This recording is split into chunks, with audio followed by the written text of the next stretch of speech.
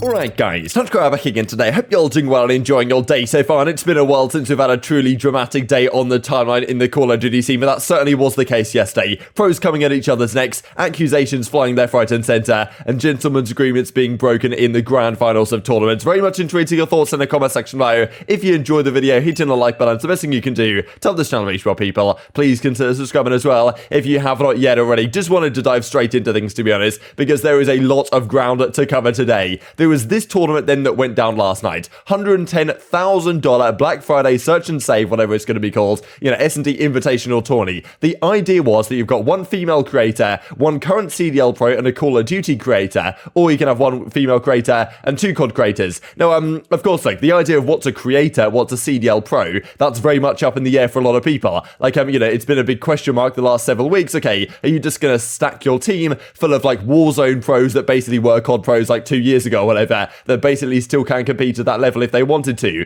So this is kind of the thing. Are you going to stack your team? It's kind of a stack or be stacked world people have discussed. But well, it seems that the tournament organizer stepped in and said, actually, just a few hours before the tourney was meant to go live, we're not particularly happy with some of these players that you're calling creators, whereas actually we could consider them pros to some degree or another. So this is basically what happened. As Sasha said, woke up, thought I was playing a tournament today, only to have my team chalked a few hours before. Looks like another day of Halo it is. He gave his spot to Chino and then went back to sleep. Now, this happened, of course, to a lot of people. As TJ says, woke up, not being able to play the tourney, and as Illy goes, scumbag trying to stack right. If you're trying to stack your team, then your creator is now getting disqualified from being called a creator, therefore you've got to find a different creator, and this happened to an awful lot of teams. Now, I think the frustrations are understandable here. Like, obviously, yeah, you're a scumbag trying to stack whatever as Illy goes, and EFUs, I can understand their like, line on this thing, but at the same time, like, if you're going to make a decision like this, to say, okay, these players don't count as creators, these are kind of pros, as for some of the Challengers players, we'll have a look at it in a second, surely you should make that decision more than like a few hours before the tourney starts. Like, at least the teams have time to prepare. So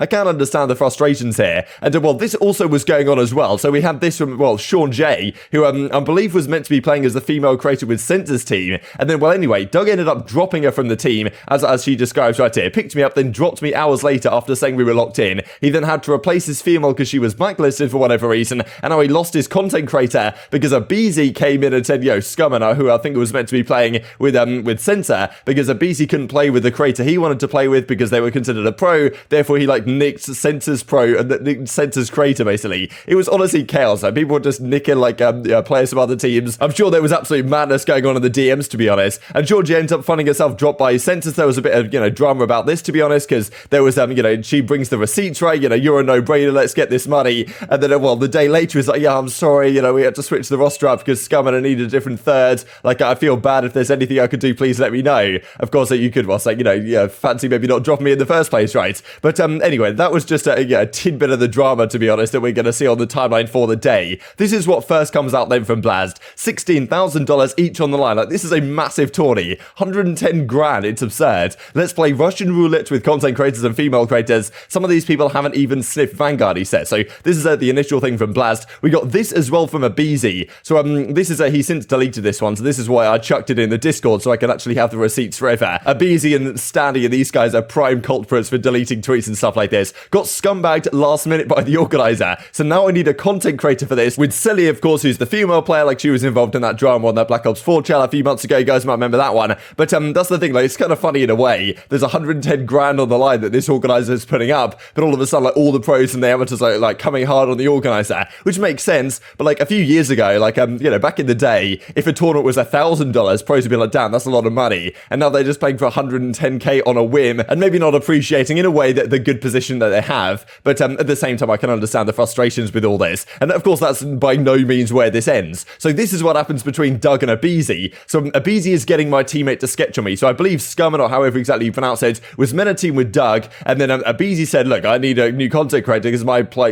content creator wasn't allowed because he was kind of considered a pro or whatever. He had to dip out. Therefore, like, I'm just going to nick your player, Doug. And this is kind of funny, don't blame this on me. I'm not. I'll still bench press you though. Like, you and Simp, I'll bench you for 20 reps on each arm or something. I'd like to actually see him give that a go. You never know. Maybe you can put it off. But yeah, I don't know. Kind of a funny back and forth. But yeah, listen, Doug, I love you, but this wasn't my fault. So yeah, yes, I'm nicking your player, but it wasn't my fault because I was meant to play with whoever it was, and then they couldn't play because the tournament organizer changed their rules. So that was chaos before things even started. And we get this, for example, from Blast. I thought was funny because it just seemed there was some inconsistencies in who was being determined a content creator and who wasn't. So, for example, as Blast says, so Mohawk, I guess, is a content creator, but at the same time, like a Search and Destroy star, like, where's the line there? Karma, of course, as well, like, 3 rings, considered a content creator, apparently not considered a CDL pro because he's not playing in challenges. I think that was their idea, that if you're a challengers player, then, like, you're considered a CDL pro because you're playing on, like, a team in the competitive circuit,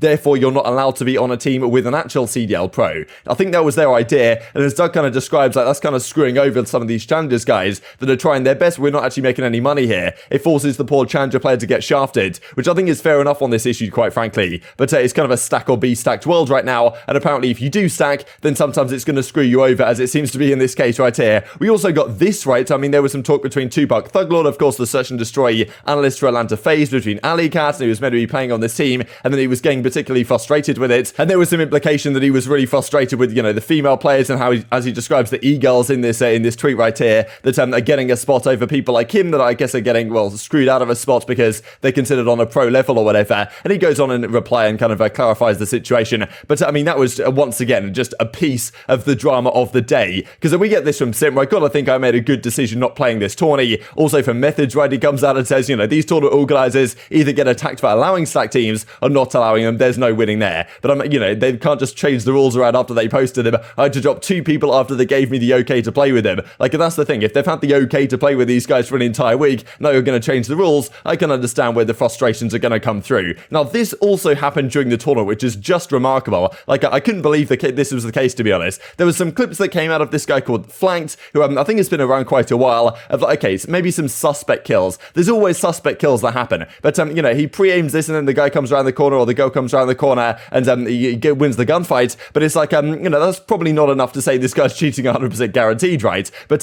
we then get this that comes out. So anyway, there was a clip that came along, and well, apparently there was an image, a screenshot that came through that Insight puts out right here. You can kind of see this is the best quality it's going to be. It looks like there might be some sort of red line with a box. We're looking through someone at the wall. Now, it turns out, I believe, this image was just edited. Like, someone photoshopped this to try and frame this guy as if he was hacking. But when you look at the original video clip, there's actually no sign of this being on the screen. So someone actually went out of their way to edit this to try and, like, screw over this guy's career by pretending he was hacking. At least that is the current implication. Now, because people pointed out the actual clip, like, there was stuff right here. Slasher says, like, and all I'm saying is people saw one photo, automatically called him a cheater, where that clip looks nothing like the photo unless I'm faded. I feel like there should be actual undeniable proof, because before you call someone a cheater, like, yes, there's sus clips, but I haven't seen anything that makes it 100% guarantees. Also, this from Huke, right, it's edited. They just don't like him, right? So I think this was the original clip, possibly, that that screenshot was supposedly taken from on his screen in the bottom right-hand corner. But it seems like that screenshot was just straight up edited, that he actually didn't see them through the wall at all, as you can see on the bottom right-hand side here. Doesn't really look similar to that screenshot. So can't believe people have this much time on their hands, frankly. And it's honestly just kind of shocking stuff to see within the scene. As Enable says, COD got people photoshopping, people cheating.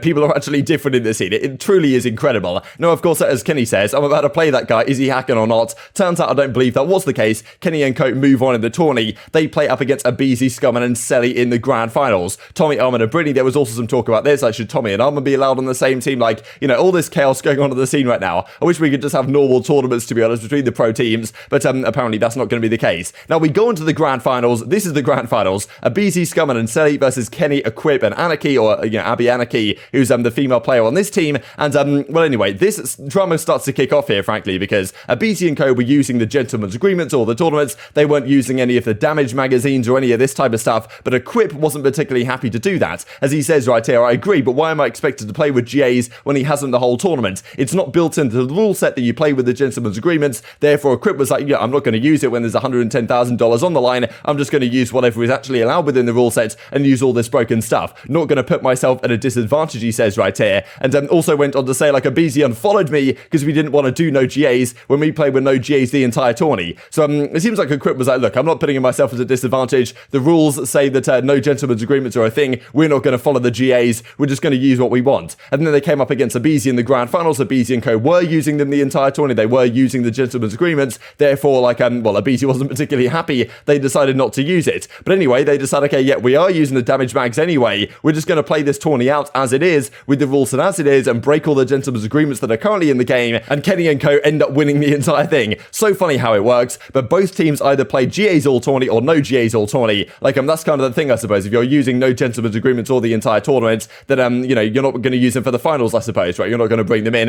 GG's to them. If you want to roast someone, roast me, not my teammates. Of course, yeah, fair play to Kenny for sure, but kind of easy to say that when you've just pocketed like 16 grand or whatever it was, right, for winning this entire tournament. So incredible stuff, frankly. And as Simp says, right, with the damage rounds in, like these 2-bullet pistols, like it's honestly is ridiculous, some of the damage mags. But at the same time, if it's allowed within the rule set technically, then why not use it, right? Even if the pro players like aBeZy and co are going to get kind of frustrated with it. What that finals that was for $110,000. Damage rounds look really competitive. Must be so fun to watch. No idea why pros want to GA them so bad, says Slasher. 2-shot pistols, all ranges. Looks good to me. Hold up, let me run around the map with a 2-bullet pistol, since it is better than a sub, which, you know, aBeZy not having the greatest time in that grand finals. And for all that money, it's kind of remarkable. But for $110,000, it's Kenny and co that win the entire thing. Like, yeah, remarkable, honestly, at the end of the day. And I mean, like, honestly, just crazy the amount of money here on the line that they managed to take home and win the entire thing. So congratulations to these guys. Congratulations to, well, Celly for coming second in this tournament, and, well, you know, second to aBeZy and Scumman. And we saw this also from Anarchy, right, to not really a female player I'd heard of too much before, but there was a lot of talk from Kenny. You know, we know how much the women in the community get little recognition, but as players, as I said it before, Anarchy deserves 0 hate. She played amazingly the entire tourney, and IMO was the MVP of that last series. So cool stuff to see, to be honest. And well, maybe we get some more of these tournaments that might be organised a little bit better in future with all the cheating drama that apparently wasn't even the case in the first place. You've got the gentleman's agreements being broken at the end of the tournament. We've got, you know, players getting dropped like a few hours before the tourney because they changed the rules on what's allowed. It's just chaos in the COD scene. You just have to love it, to be honest. Very much intrigued to your thoughts on all this stuff in the comment section below. Hope you guys enjoyed the video. If you did enjoy it, hitting the like button tells the YouTube gods this is a good video, and looks like you should see it as well, and help grow the competitive Call of Duty community. Thank you for watching as always, take care, and I will see you next time.